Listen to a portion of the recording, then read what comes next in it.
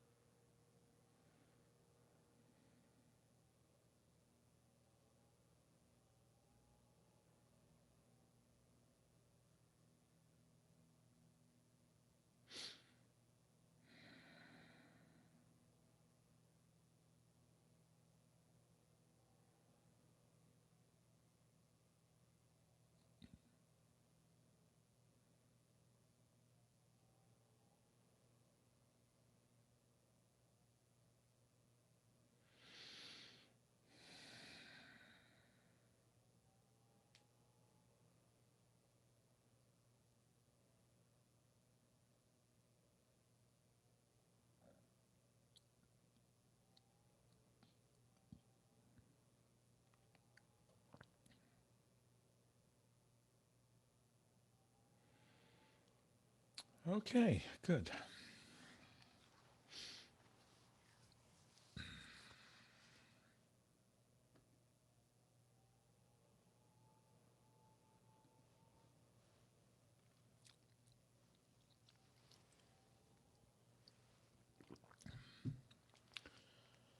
Okay, as I think you all know, you probably read in the newsletter, I decided that today would be the last session of our haiku workshop. Um, it just sort of felt like it's kind of the natural rhythm of the thing. It kind of felt like we I think we've reached a point where uh, everyone has just kind of got the sense of what haiku is and how it works and how you can continue to write haiku on your own, in a very nicely. Um, so it kind of felt like maybe not don't have to keep doing this every Sunday. Um, I'm not sure what I'm going to be doing on Sundays. Before this, I was doing a series on different poets. Um, Maybe we'll go back to that. There's still more poets. Uh, Maybe not right away. Maybe I'll take some Sundays off. I don't know. We'll see what happens. Um, Cynthia Evans of our group here, I'm pointing to her square on my screen, uh, has expressed that she would like to continue to meet online maybe once a month. And she's generously offered to host a meeting once a month with anyone who wants to continue to share haiku and bounce them around. So what I'm going to do, actually, I'm going to pause the recording for a minute because we don't need to share Cynthia's email with the whole world, but I'm going to pause the recording. Anytime would like, oops, sorry, Okay, no good. So we're back get recording. together and share them, that would be great. Cool. So let me know. Thanks. Excellent. So I just want to say that, I would certainly encourage people, if you're feeling to do it, keep writing these things. As I think everyone has gotten a little bit of the sense, or a whole lot of the sense of, there's just a very particular kind of dimension of our experience and our insight and our writing that you open up by doing haiku. So I would hope you continue to do it. And, if you write one decent haiku a week, after a year, you got 52 haiku. that's a collection. That's pretty good. That's pretty good.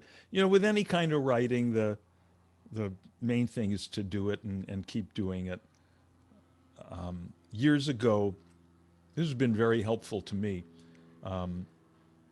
Years ago, I read an interview with some prominent, successful writer, and I can't remember who it was. And he gave all kinds of reflections about the life of the writer, none of which I remember except for one thing, which is he said, a page a day is a book a year,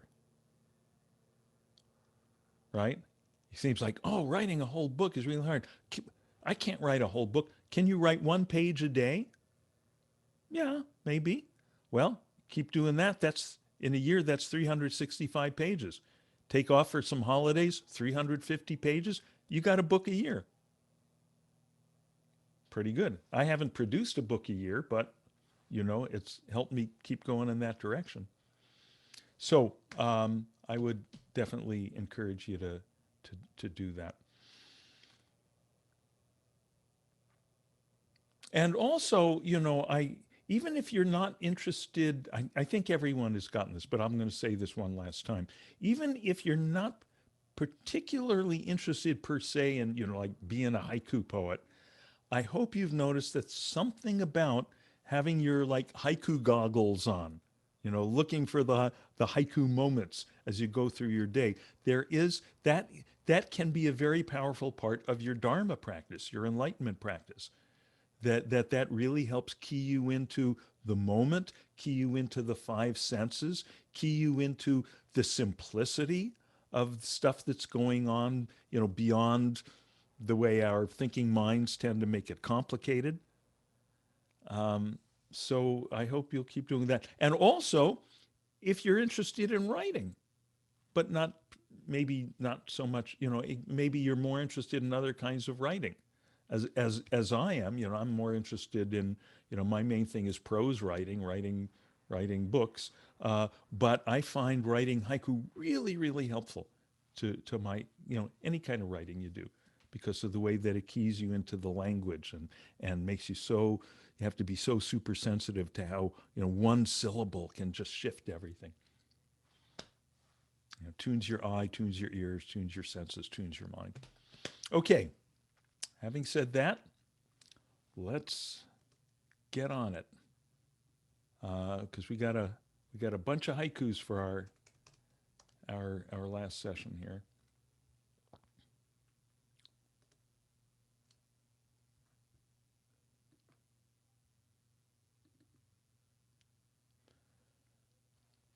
Okay, so here we go.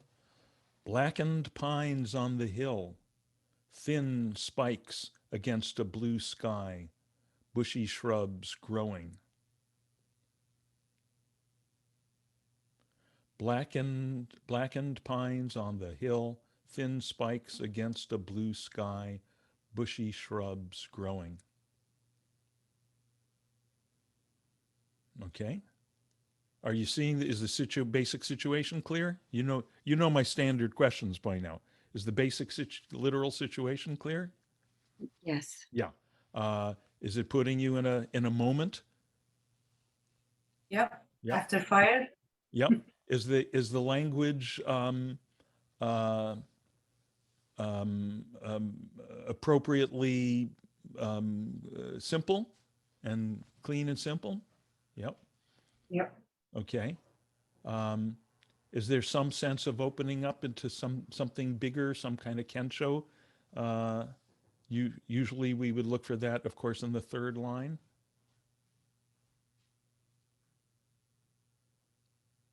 Yes. Yeah. Is there how so? Tell me about that, Cynthia. How's that working? Well, the juxtaposition of the dead spikes of the pines against new growth coming. Mm-hmm. Mm-hmm. Right. Yeah. So it's kind of you know line one death, line two death. Oh, but death against the blue sky, something that's beyond life and death, and then life in the third line. Yeah, some sense of that. What?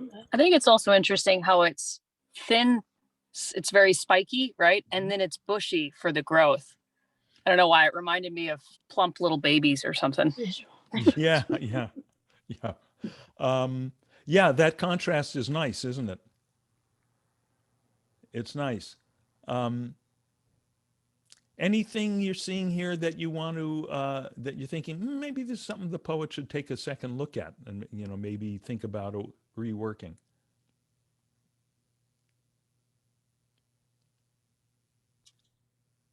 Um, you could the poet could remove a word or two like thin from spikes, as spikes are thin.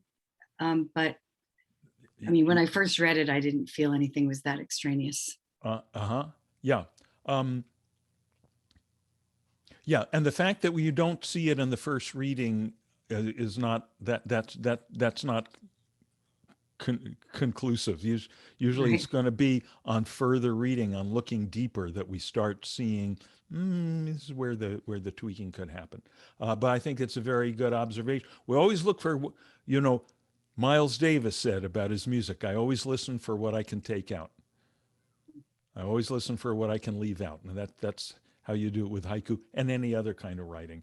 And most things, by the way, conversations, art, engineering, right? If you're building a machine, you don't want extra parts in the machine. If you're writing computer code, you don't want extra lines of code, right? That's what's known in mathematics as inelegance. You want elegant code. You want only there what's needed. So one thing to always look at is every adjective. Every adjective is automatically suspect just because it's an adjective. Um, uh, like bushy, that's an adjective. Do we need it? Probably. Thin, that's an adjective. Do we need it? Maybe not. Because, we don't get fat spikes. Um, it's a thing to consider that the poem really talks about the same object twice, once on line one, once in line two. It has a literal description in line one, blackened pines. In line two, slightly more figurative description as thin spikes. Is there a way to eliminate one of them, combine them somehow? I don't know. There's a lot to get to today, so I'm not sure if we have time to figure out how to do that. I don't know if there is a way to do that. Because that figure of the spikes against the sky is I think it's nice. We don't want to lose that.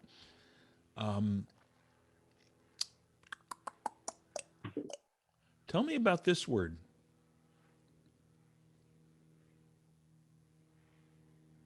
Can we consider taking that out?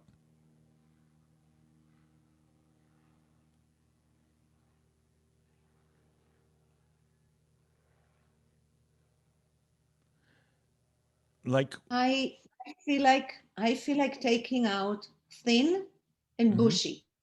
mm-hmm. Shrubs are Let's, usually bushy and the spikes are usually thin. yeah,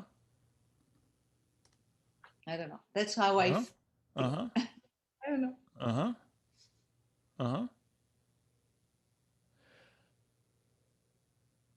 Yeah, less is more, as they say. Could be grow. Yeah, the funny thing about this word, whatever form we have it in, whether it's grow or growing, is that if you got shrubs, what are they doing? They're growing. In other words, you're describing something that's already there, inherent in the presence of the shrubs. Unless, except that here we have to make the point of the contrast against the dying or the dead blackened pines, right? So I want to just say shrubs. That's too short, but that's the nice thing about haikus. We can skip things like verbs, uh, subjects and predicates, but maybe something like, you know, um, the green shrubs and, which maybe makes more dramatic the contrast with the black pines. One thing I notice about this one is this person wrote it in 575 form, right? Um, and I keep telling you over and over and over again, don't do that. Don't that's an advanced that writing them in 575, that's an advanced technique. I can't do that. I can't write good haiku in English in 575. There's no point to it. It's from a misunderstanding. It works in Japanese. It doesn't work in English. There's no good reason to try to do it in English. And what it does is it tends to distort the word choices that you make. So one last time in this last session, I'm going to say, forget about the freaking 575. Okay, good. Let's move on. The printer screen reads toner low, deep sleep. That's fun, isn't it? The printer screen reads toner low, deep sleep.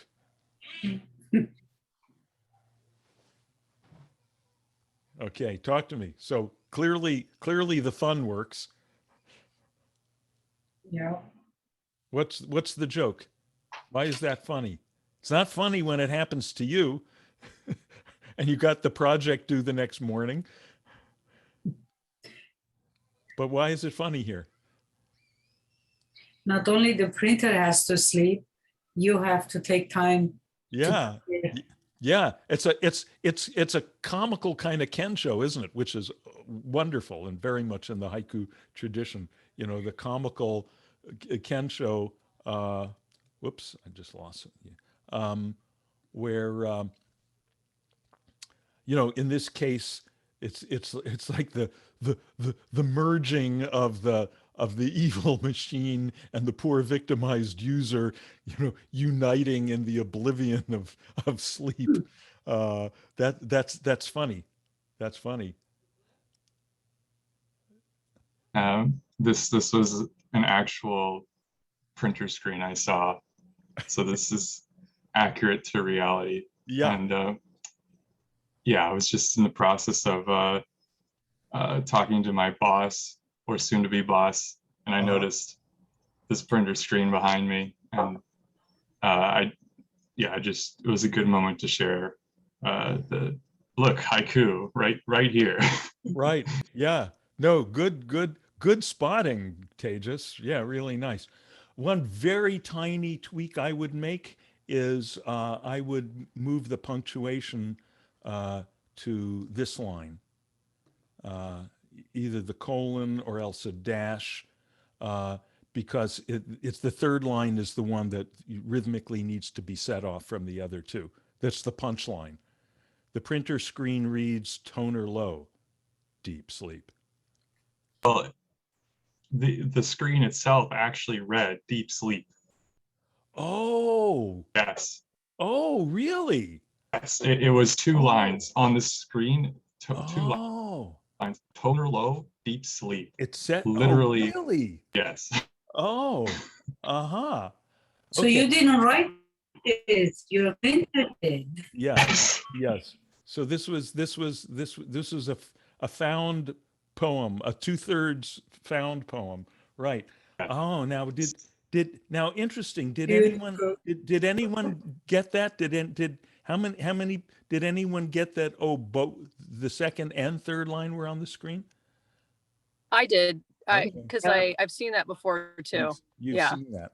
You've seen that. Okay. Yeah, I hate to clutter up a haiku with quote marks, but maybe you'd have to do that for the sake of those of us who haven't seen that. I don't know. These are the Maybe trade-offs. italics. Maybe itals, yeah.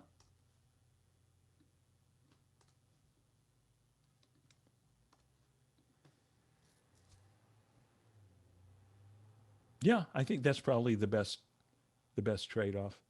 Yeah. Nicely Nicely done, my friend. In the photo, my young self thinks he's old. In the photo, my young self thinks he's old. I think there's some chuckles of recognition there, Oh, yes. right? We've all been there. Yeah. That's a good one too. Yeah. Yeah. I mean, it is an interesting, very specific little kind of nuance of experience that, we always think we're old because we always are the oldest we've ever been. And we always think, oh, this is it. Now I'm old. And then we see the photo. Oh, I thought I was old back then, but now I realize I was young then. I should have been enjoying being young. Now I'm really old. And of course, the photo that's taken today, I'll look at 3 years from now and go, no, I was young then. so, so there's some funny stuff there about time and yeah.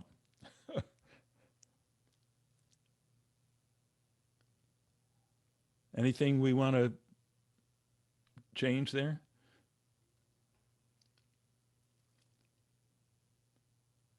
It's pretty stripped down. It's pretty, Yeah. there's nothing else you can take away. Okay. Floating plastic bag, handles torn, laughing beach visitors.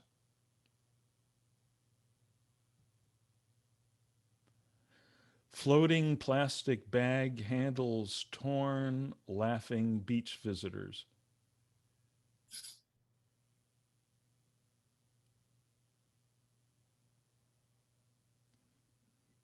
Okay, we're getting the picture. And we're getting more in the picture than is specified here. I'm seeing the sun shining. I'm seeing the ocean. I'm hearing not just the laughing beach visitors. I'm hearing the seagulls and the waves. Um, The sea. Say again. But I see plastic bags, But and we're seeing and that's very sad. we're seeing the plastic bag in sad It's very contrast. sad. Everything else is lovely. Um, what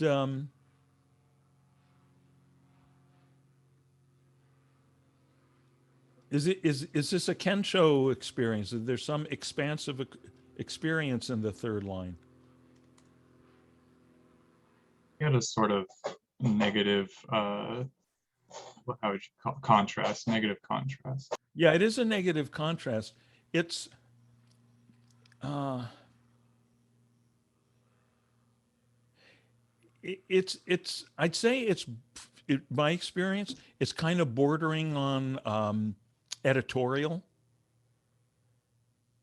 The writer clearly has uh, out of all the experiences that one might notice and write about at the beach, this one is chosen because the impression I get is they want to make a commentary on this. Oh, this is a bad thing. This is polluting the environment. The laughing beach visitors are oblivious to the way they're destroying the beach that they're visiting. And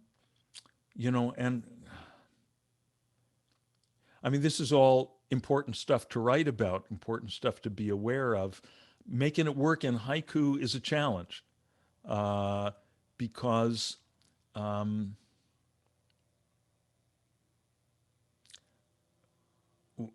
it's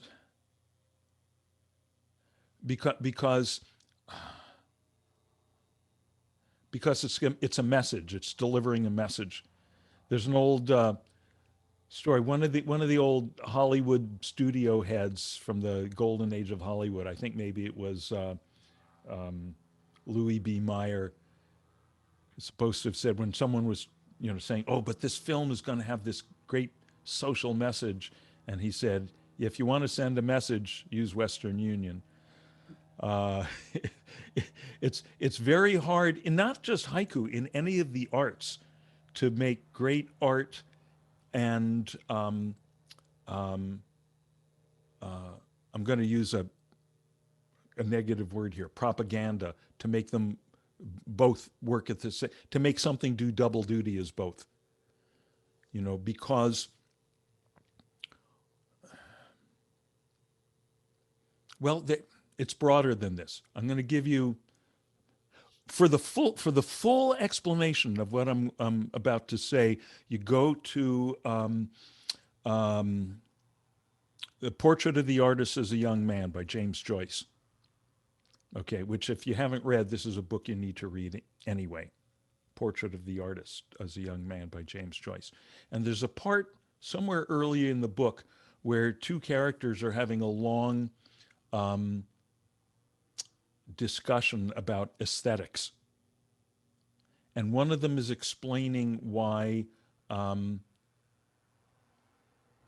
haven't read this in years, but I think it's, political propaganda, commercials, and pornography can never be true art, right? Political propaganda, advertising, and pornography, they may contain elements of art.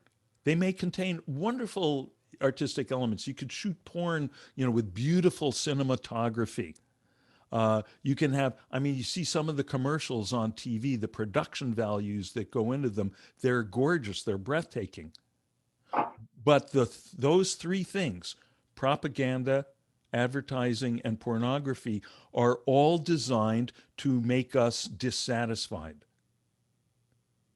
right? They're all designed to make us seek satisfaction outside of the experience of the piece of art that we're looking at, right? The commercial is supposed to make us feel, okay, I'm not going to be satisfied. I'm not going to feel until I go buy the 6-pack of beer that's being advertised.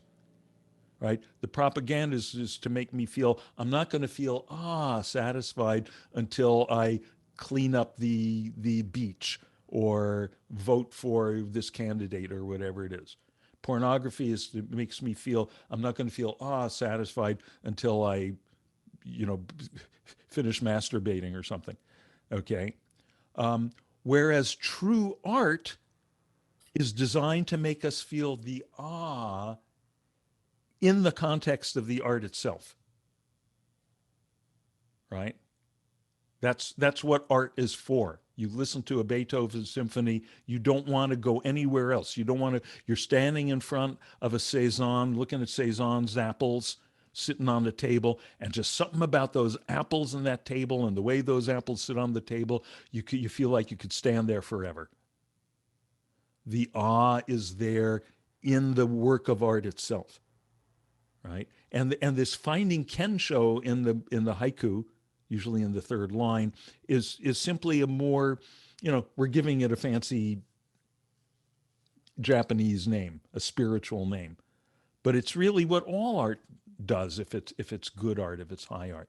Is this making sense? Is this making Yes. sense? Yeah, good. Okay, let's move on.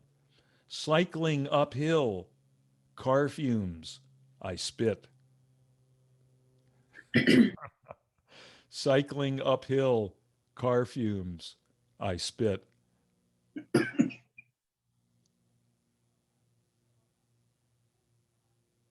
Now, that's interesting juxtaposed with the last one we saw, isn't it? Because in a way you could say, well, there's kind of a political message here. And it's the heroic, eco-conscious biker versus the person in the petroleum burning monster. But that's kind of that, but that's not essential to the thing, and the joke works. The joke, it's funny enough that if you make people laugh, you can get away with a lot. you know, um, And I wasn't even reading into it so much. Yeah. When you cycle, your mouth gets maybe kind of phlegmy and you spit. So Uh-huh. that's as far as I took it. Car Uh-huh. fumes is just part of the experience of Just part of the cycling. experience. Yeah. So, yeah, you might even, I mean, the fact that I got confused by that, you might want to consider changing the second line since there's many things that are parts of the I experience. didn't write this, by the way. Oh, okay. Okay. So whoever wrote it, you know, maybe something else. Maybe if I didn't read it juxtaposed with this one, I might not have even, you know, thought of it in that context. Yeah. Oh, let's go on. Through the haze and my tears, the rising moon. Through the haze and my tears, the rising moon.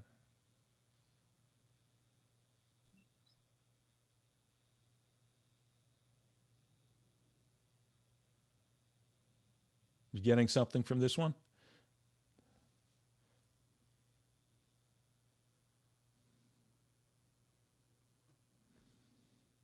The Clear? haze, Mm-hmm. yes, yes. Yeah. Yeah. Basic situations clear. Nice simple words.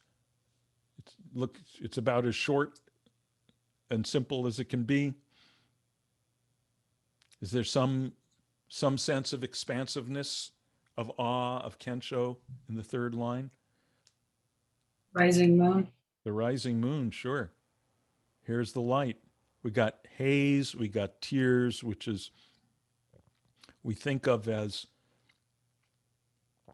I guess have to use the word negative, but it's more little.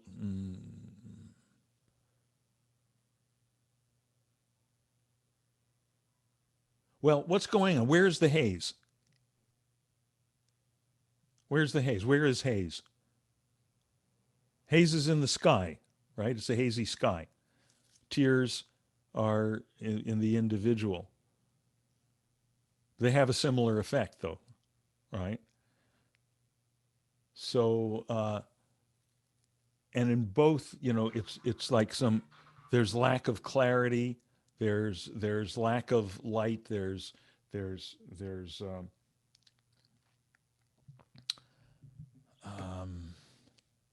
you know, we think of it as kind of negative, as kind of sad, and then the moon breaking through. But it's interesting, isn't it, that the haze, which is environmental, and then the tears, which are the individual, they're kind of one. They're kind of one. That's like, where did we have something similar in an earlier one? Oh yeah, we with the printer and the user going into deep sleep together. Mhm. More thoughts to ignore. More thoughts to ignore.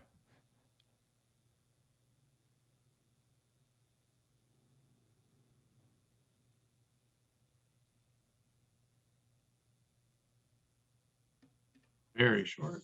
Very short. Very short. Short. Very, very short. I wrote this one, by the way. I wrote a few of these.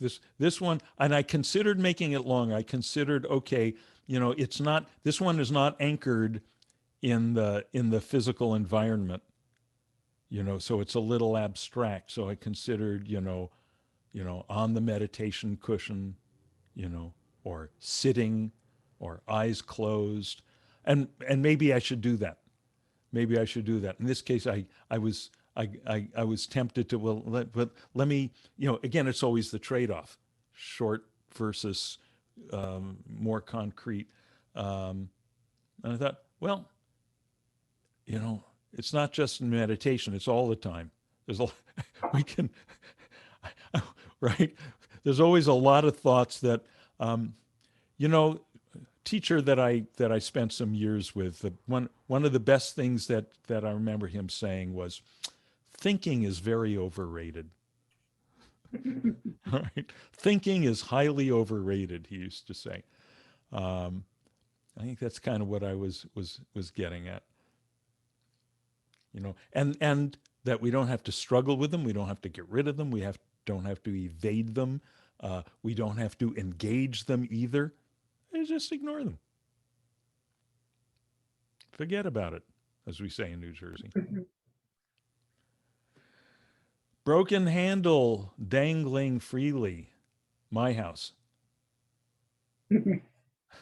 Broken handle dangling freely. My house.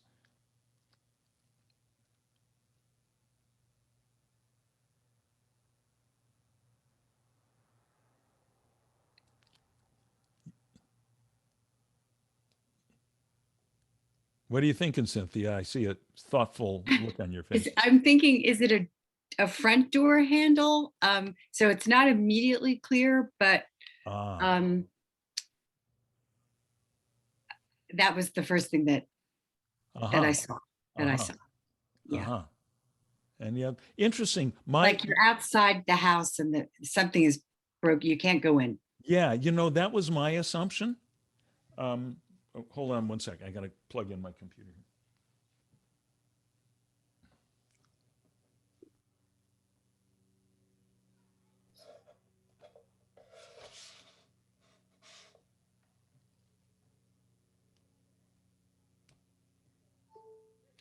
My assumption was that it was the front door. Um, look how again, this is one of the great benefits of writing haiku. Look how different it is, how differently the same words work depending on that one little shift. Is this the front door from the outside, or is it an interior door? All right. If it's the front door, it's funny, right? Because if it's the front door, it's like, oh, that's how I know it's my house, right? The broken handle dangling freely, my house, right? Whereas if it's interior, this is just the way I'm seeing it. If it's interior, you're already in your house. I'm already in my house. So then if I say broken handle dangling freely, it's my house, right? Then it's kind of, again, sort of an editorial judgment. It's sort of like, then the third line is a summation rather than a discovery. Okay. Finally found the words for this. Is something I've been trying to express for a few weeks here, and I just got it. One of the temptations, one of the ways to go, I think, astray in writing haiku is to make the third line a summation, like a grand summation, rather than a new discovery.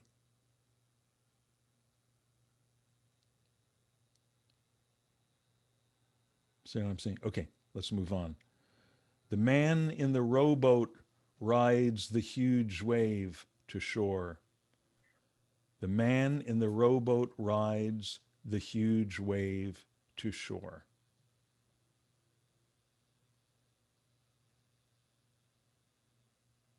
The man in the rowboat rides the huge wave to shore. Okay. Nice and short. First line's a little long, but basically nice and short, nice, simple, very clear situation. Right? We can see it. We see the rest of the thing. We see the environment that it's in. All good. What else? What do we want the poet to take a second look at?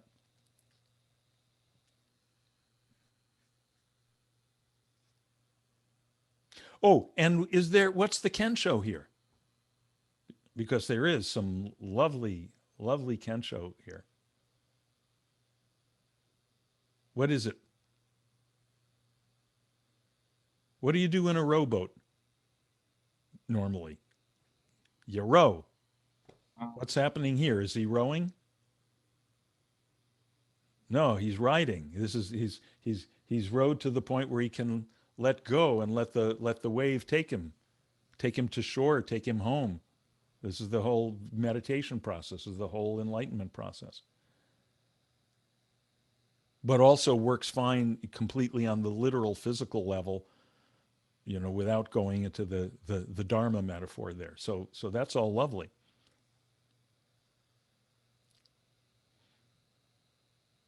What it would be look like if you change the second line for a first and first line for second?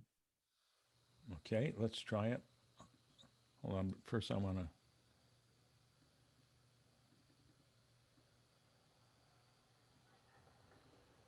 The huge wave, the man in the rowboat rides to shore.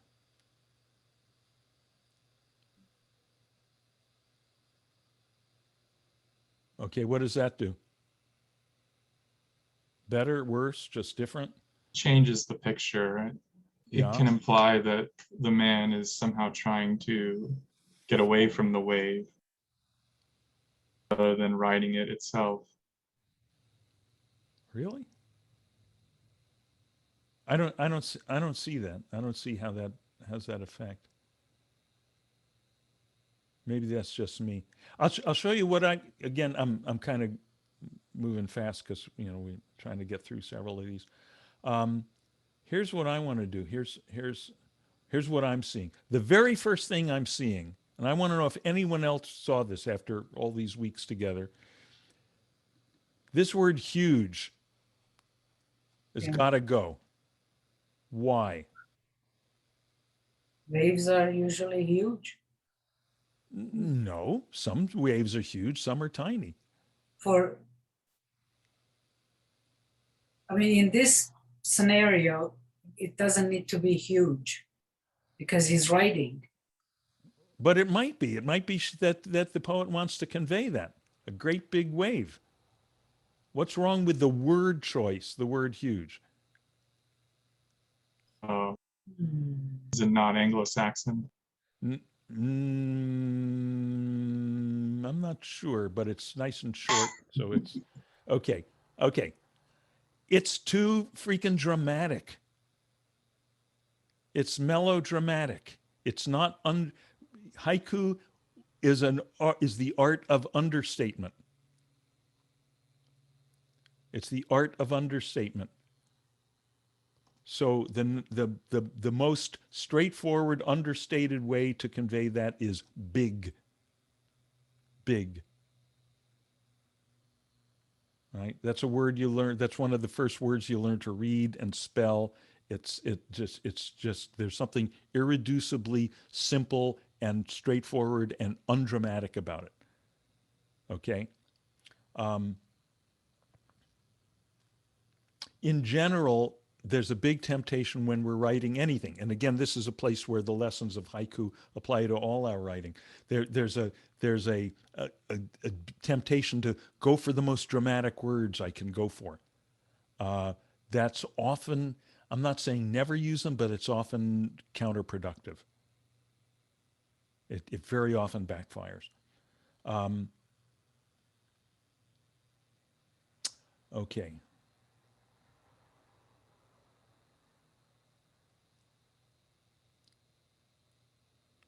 The man in the rowboat rides. Boy, that it just feels like there's got to be a shorter way to say that. Does it have to be a man in the rowboat? Can it just be the rowboat rides? We need the person there, but I'm going to show you how to do this.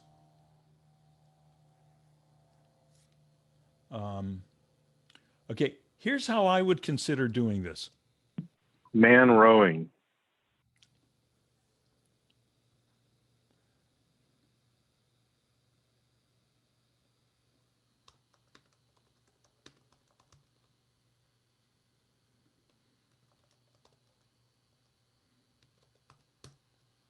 That's how I would consider doing it. That's great. This is mine. And I do have a problem with too much drama in my haiku. So I really appreciated that note. Uh-huh. And I also had written oars up, comma, Ah, he rides the boat to shore. Like there are times when I'm not sure if I'm trying to lose the drama, but I don't want to lose the moment, the vivid. actual action Yes, or yes. the Okay. balance. Yeah, you're on to something so important here, Cynthia. The discrimination between uh, being dramatic and melodramatic on the one hand versus being vivid, vividly present, vividly clear. That we always want, right? So oars up. I love that. That's great. I didn't think of that. That way. Yeah, I like that your does it. student. I mean, he Can you stops. read it? Can you read it? I'm on the phone. I don't see it. Yeah. So our current version is oars up. And you know what? I would put some punctuation there. Dot, dot, dot. Oars up.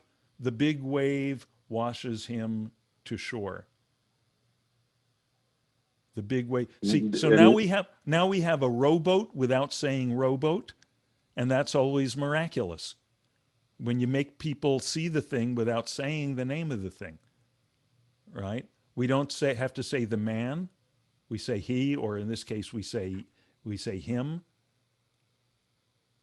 There's something to be said for this previous version. He stops rowing because that then we've got the action, the exertion and maybe the franticness of rowing, and then he stops. But I don't know, maybe oars up is better. It's concrete. It's describing something that's when you stop rowing, what happens? Oh, the oars go up. I didn't think of that. So I think your version, Cynthia, is more. Yeah, it's more vivid, it's more present. It gives us a more complete picture of the moment. Oars up, the big wave washes him to shore. Yeah, good. Beach walking, scattered plastics, dead stuff. Beach walking, scattered plastics, dead stuff.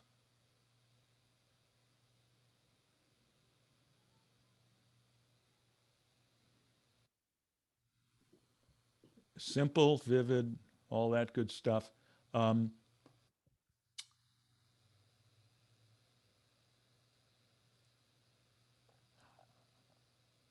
I, I, I mean, having dead stuff in the third line. Remember the great story about Basho and the student, the haiku student coming to Basho with, hey, uh, uh, dragonflies tear off their wings, red pepper pods, and he says, no, no, no, no, no, red pepper pods, give them wings, dragonflies, right? We want the thing to take off in the third line, ending with the dead stuff. It's pretty um, down. And I mean, dead stuff, there's ways to make that, to get Kensho out of that. I don't think this is quite happening here. Also, it's vague. It's very general. Dead stuff. If it's the dead crab, it's then we're seeing something. Stuff. I don't know. Okay. Beach walking in the third line, maybe? Say it again. Oh, Beach walking to the third line. Scattered plastics, dead crab. oh, whoops.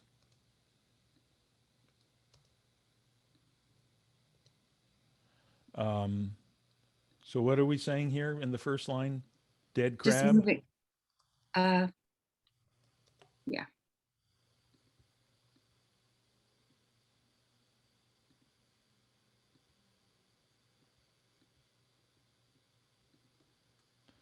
Dead crab, scattered plastics. Beach walk. Um, mm,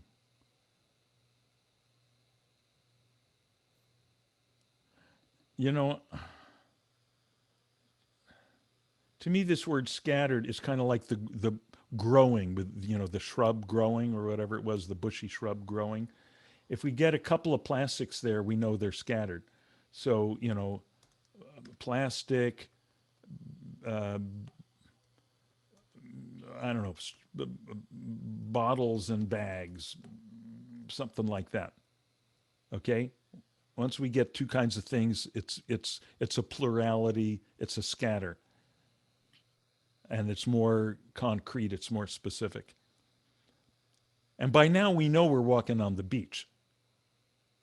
So the whole last line, we now have the freedom to put something completely different. You know,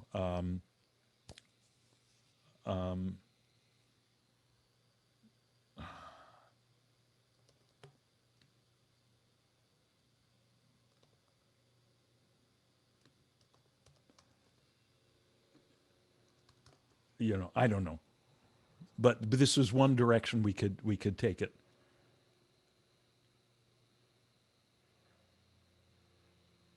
Right, dead crab, plastic bottles and bags, and the sunset. Something like that. You know, give the red pepper pod wings. Don't. If I want to be bummed out, I can just read the news. Completing his life, no time or place breaks free, or he is free. Oh, I think the poet here is giving us a choice about how to write this. Completing his life, no time or space. So let's take their second thought. He is free into unknown space. Completing his life, no time or place. He is free into unknown space.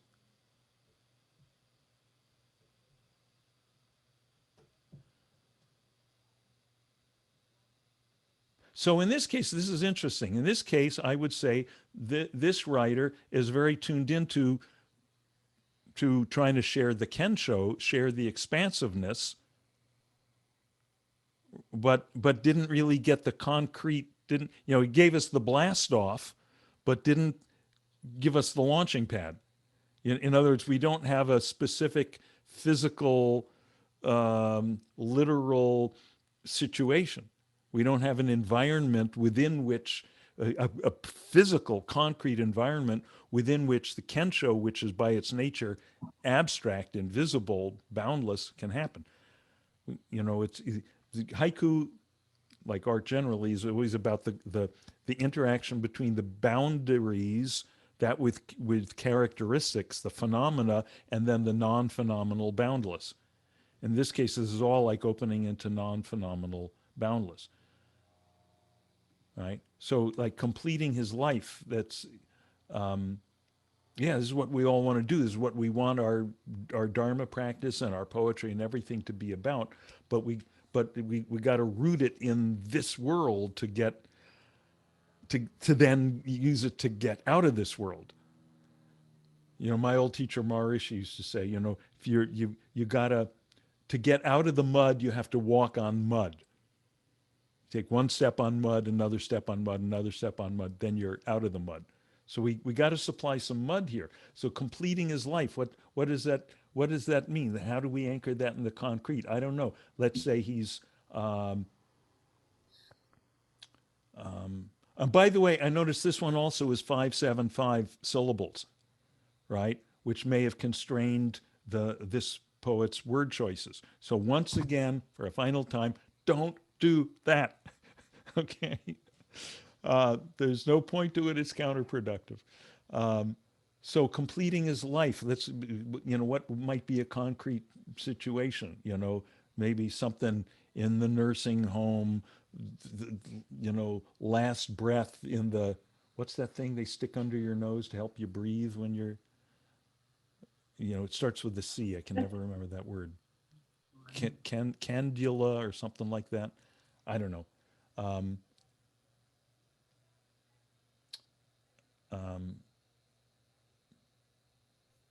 But we need some concrete stuff, some physical stuff to frame then the non-physical, boundless, frameless Kensho. Something with a bed. Yeah, something with a bed, something with a something with the bed, if that's what in fact is happening. He's dying and then letting go into the boundlessness, into the unknown space. This reminds me of another haiku that is concrete and that shares a similar moment. And it goes something like, in the hospice, the second hand's shadow catches up. Ooh. In the hospice, the second hand's shadow catches up. That's not the exact quote, but that's what I'm remembering. And Yeah. that's one way you can kind of get death into the smallest minute thing, like Yeah. Thank the you, shadow. Yeah. Thank you, Tejas. Thank you. Yeah. There you go. That something like that. And that's a very interesting way to approach it. It's a non-obvious way to approach it, where we don't even mention we don't mention the bed. We don't mention the guy. We do it with the clock. And that's a very good reminder to us to, look around, right? The first thing that you land on is not necessarily the best thing to use. Look around. There maybe you can use the clock. Maybe you can use the light fading in the window, something.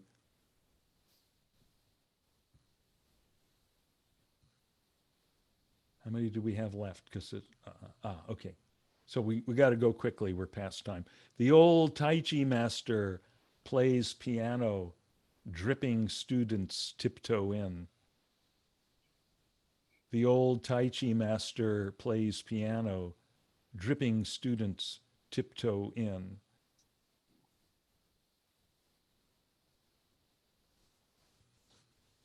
Interesting, isn't it? Yes. Yeah. Yeah. I mean, there's a couple of nice surprises here. We don't expect the Tai Chi master to be playing piano, but evidently he or she does. The dripping students give us rain. In this whole business, they don't want to disturb his musical or her musical reverie. It's very quiet, isn't it? There's the hush as they're tippy-toeing in and listening. Nice. Hands held like lotus flowers, arthritis. Hands held like lotus flowers, arthritis. Very interesting, isn't it? Very interesting. Very, very, someone had a real little brainstorm here to connect those two things. Okay. Now, what would Basho say to change? What would Basho, what Flip it. would WWBD, what would Basho do? Take out like. Say again? Take out the word like. Yeah, like is suspect because it makes it a simile, it's like, doesn't mean we can never use metaphorical language in haiku, but this kind of makes it so explicit that, it's kind of suspect. So let's think about that. But what else? The big thing, we just talked about this. Put lotus flowers as the third line. Yes, lotus flowers is the dragonflies, the taking wing, right? I mean, the connection to these two things is beautiful, but we don't want to go from beautiful lotus flowers to, ugh, it's arthritis. We want to go from, ugh, it's arthritis to, ooh, it's lotus flowers. Right? It's interesting because in mathematics, if you have an equal sign, it's, what do they call it? Commutative, right? If you say 5 plus 4 equals 9, that means 9 equals 5 plus 4. You can go in either direction and it's the same. But in poetry, it matters which goes first. It matters because it's an aesthetic thing, right? So it matters. It's a consciousness thing. It matters where we land. So we want to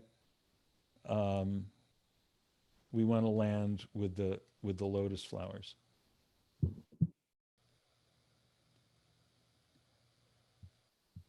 So we might play with, hands. If we want to get rid of the like.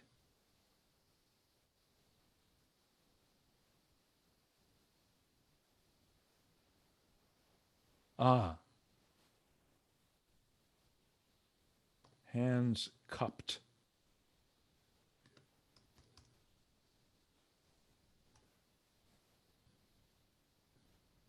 Maybe. Arthritis, hands cupped.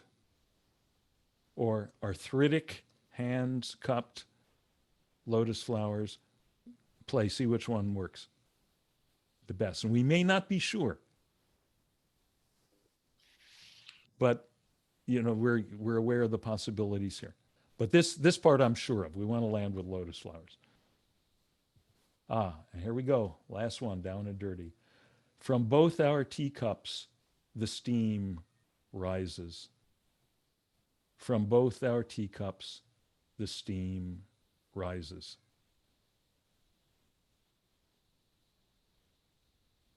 Yeah? Yeah. Yep. Yep. So that's what we've been Dean, doing I'm here. sorry. Say again? I'm sorry to interrupt. You said this is the last one, and I sent you also my little one. So you never got it? You never got my haiku? I'm sorry.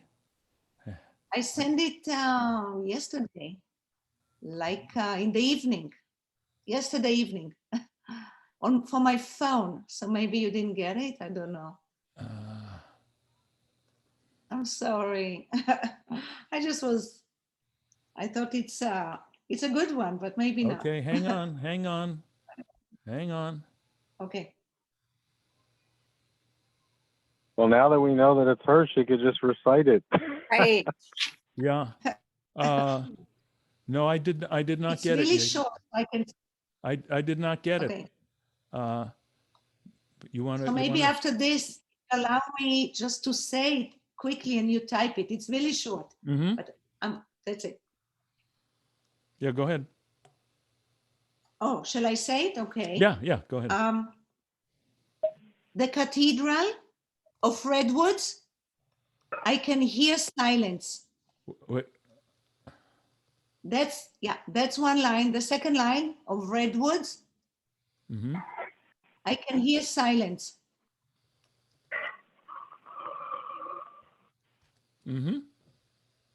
That's it. The Cathedral of Redwoods, and then we need probably ... I can hear silence. Yes. Yeah. I mean, yeah. I left a few words, but Yeah. How about Redwood Cathedral silence? Interesting. Too short. Interesting. Well, let's take a look. Redwood Cathedral. I wanted to put tallest redwoods, but then redwoods are tall, so we don't need it. Yeah, that's exactly right. There you go. I took it out. The tallest redwoods. Good. Nicely omitted. Yeah, one of the interesting things about writing is so much of the work, if you're doing it right, is taking things out, and then people never know what you took out. They know that it's working nicely, and they don't know why. Right?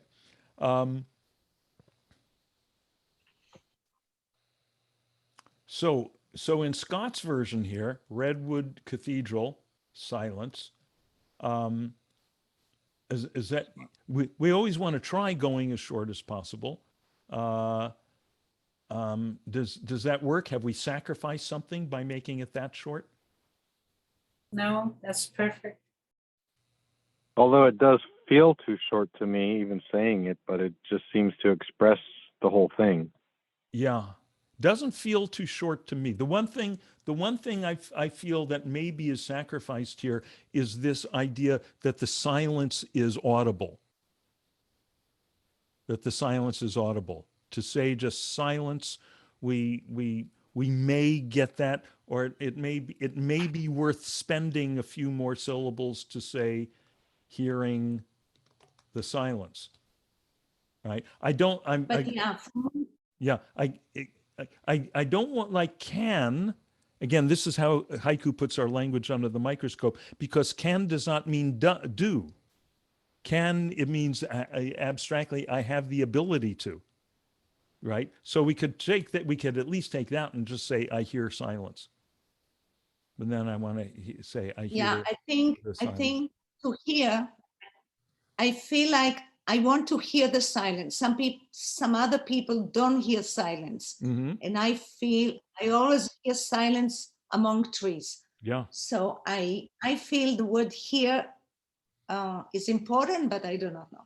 Yeah. But maybe you get it when it's very Yeah. short. Or maybe there's another way to do it more indirectly, kind of like, the clock in the hospice, something like the silence.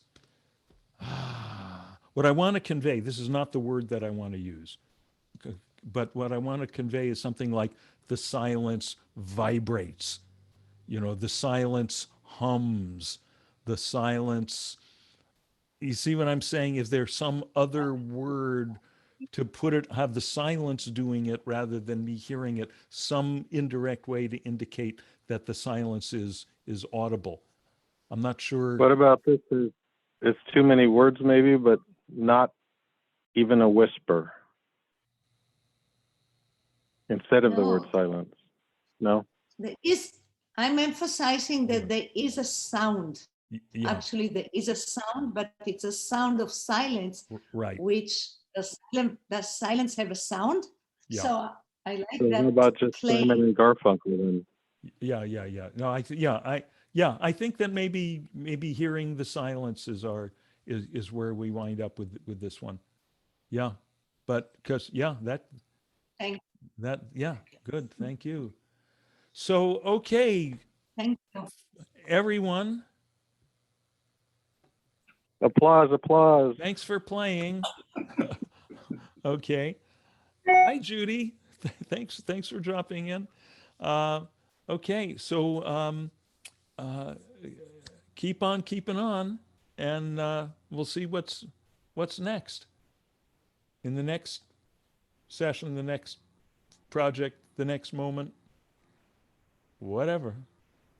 Thank you for this wonderful series, Dean. Oh, you Yeah, bet. thank you, Dean. Really Amazing. enjoyed it very much. Thank you all. Thank you all for your beautiful participation, and I'm so impressed with how far everyone came with this, and I feel like this is something you'll, one way or another, you'll all carry forward into your lives. So that's always fun.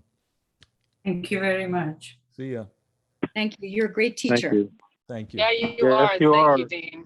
Thank you. Thank you. It's, Great teacher. it's my Totally. it's my very narrow skill set. I can teach, I can write.